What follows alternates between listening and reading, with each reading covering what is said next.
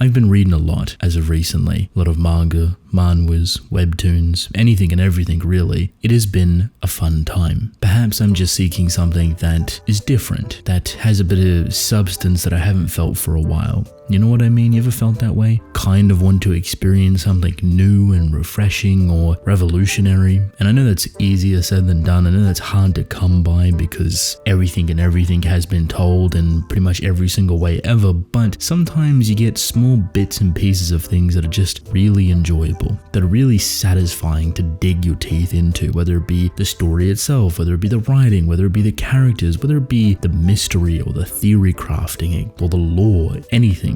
Really. I've been searching, trying to itch that craving. So today I have 3 stories that itch certain aspects. Not all, they don't fulfill my desire for that, but they do give, and they give quite generously. The first story I have for you is called No Name. You've probably heard about this. Kind of the talk of the town for the past couple of months, and for good reason. This story is created by the Cyberpunk Edgerunners creator, so quite a track record. Originally, it was posted as an amateur one-shot, it won an award, and now it has a full serialization. Very good. If you want to know what this story is about, let me give you bullet points. The No Name title is quite literal. Basically, everybody that has a name is associated with a power. Whatever name you get is what power you get. The naming system, however, is controlled by the government, so you don't get to choose what type of name you get. You don't suddenly become a god. However, there are people and the mystery surrounding the story that don't actually have a name. So the 2 characters that we follow are basically FBI agents for a no-name policing system. They go around making sure things are in order for the naming system and investigate a whole bunch of different things. So far, I've been really enjoying it. It's very context heavy at the beginning. It reads different to the typical weekly Shonen Jump, monthly, bi-weekly, whatever, simply because it isn't that. It's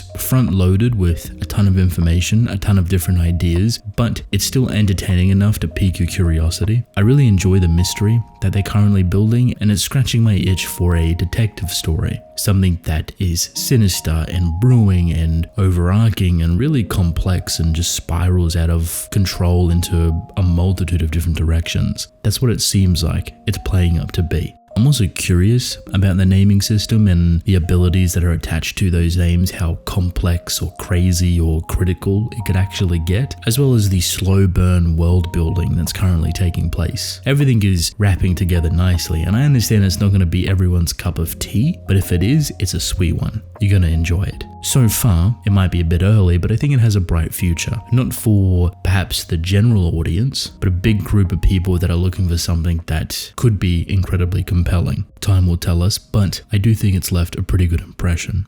The second story here, Galaxias. This is going to be interesting because I know a lot of people have seen images for this story, but perhaps haven't read it. This is a brand new weekly story from Kodansha, same place where Blue Lock is posted, and I unironically think they have a gem on their hands. I've seen people talk about this story in a really negative way. They're not really vibing with it, that it feels old and weird and samey and nothing realistically new. But funny enough, I find that to be the charm of it. This, for me, gives early One Piece, early Hunter x Hunter mixed with fairy tale. That sounds like a really absurd combination. Good, bad, depending on your perspective, but I think it's very entertaining. What it gives is this massive adventure vibe, a bigger than life story. We're going on an adventure. There's a big mystery here, but the grandness of it all feels really, really nice. However, it's prompt with really simple ideas that you can sink your teeth into when it comes to depth. How much do they want to play into it? How much do they want to reveal? How much do they want to grow the idea further? You have 2 characters, one normal human, the other is a dragon, or a half dragon, or a dragon folk is what they call them. This is represented by a dragon tail. That's it. Very simple design, very easy to handle. Every dragon folk have different abilities. So one might be steel, one might be poison, one might be space-time manipulation, Astel, one might be Placidusax, who knows? But the world rotates around these dragons. There's a dragon kingdom, there's a dragon king, there's a mysterious vigilante called Yuri Holtz, and a brief timeline that the dragon kingdom is trying to erase, giving Void Century. It's playful, it's charming, it's got the kind of heart or soul, companionship, friendship nature of early fairy tale, not to the extreme that it does it. And then the One Piece Hunter x Hunter is the adventure, the grand opening, even a bit of the character design. It feels oddly familiar, oddly safe, but compelling enough to want to keep reading it. It might not sound the most entertaining, but I think this is more of an experience that you either really enjoy and really like, or you just don't really care about whatsoever. That might sound pretty obvious, like, oh, of course, if I'm not going to like it, I'm not going to read it. Yeah, of course. What I mean is that me explaining it to you might not do it justice. This is one of those stories that it will scratch an itch if you're looking for it. This is one of those stories that you might not know you like until you kind of sit down and read it for yourself, to get charmed over by the will of Mikola.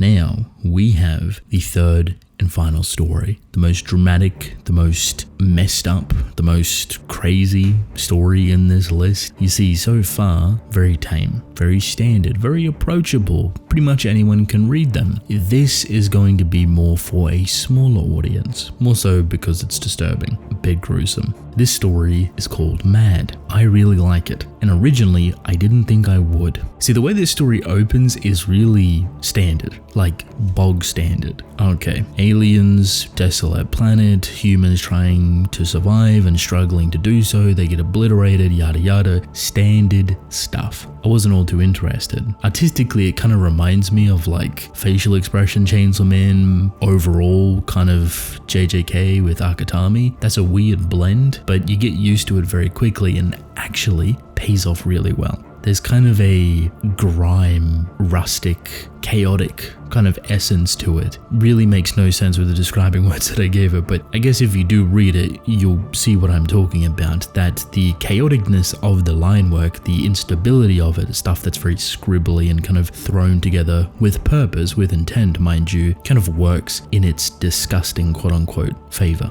Again, the beginning, it's okay. The juice, however, comes right after it. See, I love me an alien story. I love Alien. I love monsters. I love the idea of that conflicting with humanity, whether it be some sort of survival story, whether it be human monster hybrid type situation, whatever. If it's got some sort of alien creature within it and it's trying to tell a bigger story, I'm for it. This is one of those times. So quickly it goes from being just like a pretty standard survival alien story to human nature. Thinking about the human race, thinking about evolution, thinking about hybridization, the conflict of man. This sounds very melodramatic, right? But there's a sense of severity and disgustingness within this story with the innocence of the main character. See, he's just a guy. I mean, his name's John. Shout out to all the Johns out there. I'm sorry. But he is just a fella trying to survive in this world. He lost everyone that's close to him. He sees visions of his dead sister. That sucks. That's sad. I'm sorry. And then you find a compound that's like, oh my god, finally we're free from these aliens ripping us apart that we can't even defend ourselves against. We can actually breathe a little bit. And then this compound is sinister.